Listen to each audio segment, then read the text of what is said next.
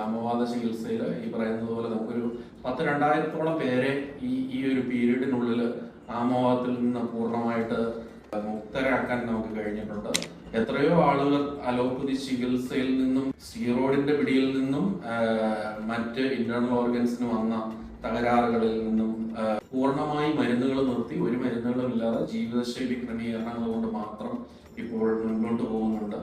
രാവിലെ 7:30 to വൈകിട്ട് 7:30 വരെ ട്രീറ്റ്മെന്റ്സ് അവൈലബിൾ ആണ്. അതുകൂടാതെ നമ്മൾ IP ഫെസിലിറ്റി സ്റ്റാർട്ട് ചെയ്തിട്ടുണ്ട്.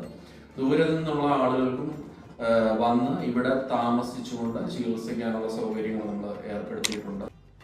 നമസ്കാരം, ഞാൻ ഡോക്ടർ അശ്വിൻ രാജ്, വേദ ആയുർവേദ ഹോസ്പിറ്റൽ, അടൂർ.